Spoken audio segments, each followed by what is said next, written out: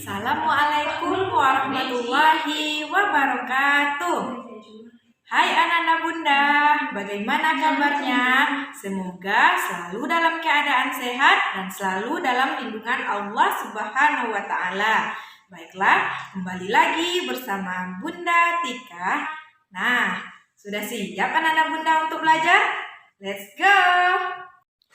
Baik Ananda, pada kali ini kita akan membahas tentang mengenal kitab-kitab Allah Subhanahu wa Ta'ala. Allah Subhanahu wa Ta'ala telah berfirman dalam Quran surah An-Nisa ayat 136 yang artinya, "Wahai orang-orang yang beriman, tetaplah beriman kepada Allah Subhanahu wa Ta'ala dan Rasul-Nya Muhammad, dan kepada kitab Al-Quran yang diturunkan kepada Rasul-Nya, serta kitab yang diturunkan sebelumnya. Barang siapa ingkar kepada Allah Subhanahu wa Ta'ala, malaikat-malaikatnya, kitab-kitabnya, rasul-rasulnya, dan hari kemudian, maka sesungguhnya orang itu telah tersesat sangat jauh." Baik, kita akan mengenal kitab-kitab Allah Subhanahu wa Ta'ala. Yang pertama yaitu perintah beriman kepada kitab-kitab Allah. Allah Subhanahu wa Ta'ala menyuruh manusia beriman kepada kitab Al-Quran dan beriman kepada kitab-kitab yang diturunkan kepada para rasul sebelumnya. Jika tidak beriman kepada kitab-kitab itu, maka orang itu tergolong orang yang sesat. Adapun nama-nama kitab Allah yang wajib kita ketahui itu ada 4. Pertama yaitu Taurat, kedua Zabur, ketiga Injil, dan yang keempat kitab suci Al-Quran. Mari kita bahas kitab yang pertama yaitu Taurat. Kitab Taurat diturunkan kepada Nabi Musa alaihissalam.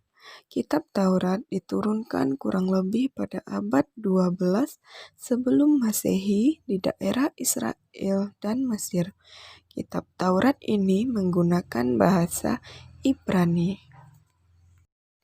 Yang kedua, kitab Zabur. Kitab Zabur diturunkan kepada Nabi Daud alaihissalam. Kitab Zabur diturunkan kepada Nabi Daud alaihissalam ketika beliau menduduki tahta sebagai Raja Bani Israel pada abad 10 sebelum Masehi di tanah Kanaan. Kitab yang ketiga yaitu kitab Injil. Kitab Injil diturunkan kepada Nabi Isa alaihissalam. Kitab Injil diturunkan kepada Nabi Isa alaihissalam pada sekitar abad 1 Masehi di daerah Yerusalem. Dalam bahasa Yunani, Injil berarti kabar selamat, pelajaran yang baru atau kabar gembira. Dan kitab yang keempat adalah kitab suci Al-Quran. Kitab suci Al-Quran diturunkan kepada Nabi Muhammad SAW. Kitab Al-Quran mulai diturunkan kepada Nabi Muhammad SAW pada abad 6 Masehi di Mekkah.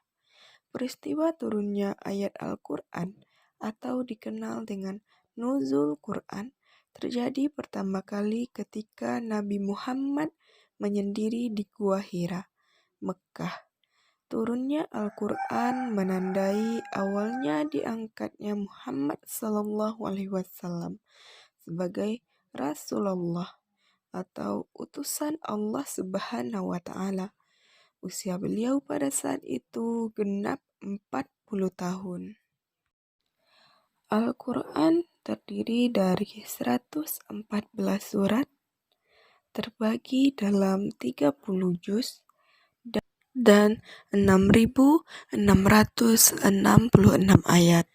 Al-Quran diwahyukan selama 22 tahun, 2 bulan, dan 22 hari. Al-Quran menyempurnakan seluruh hukum-hukum Allah Subhanahu wa Ta'ala yang terdapat dalam kitab-kitab yang diturunkan sebelumnya. Ia diturunkan untuk seluruh umat manusia sebagai rahmat bagi semesta alam, atau disebut juga dengan rahmatan lil alamin. Nah, itulah nama-nama kitab-kitab Allah. Lalu, bagaimana cara kita beriman kepada kitab-kitab Allah Subhanahu wa Ta'ala? Nah, caranya yaitu dengan meyakini bahwa Allah Subhanahu wa Ta'ala telah menurunkan kitab-kitabnya kepada para rasulnya melalui malaikat Jibril. Kitab-kitab tersebut dijadikan pedoman hidup untuk menuntut dan mengatur cara kita bersikap dan berperilaku guna mencapai keselamatan hidup di dunia dan di akhirat. Oke anak-anak bunda, sekian pembahasan tentang pembelajaran kali ini. Sampai jumpa di pembelajaran selanjutnya.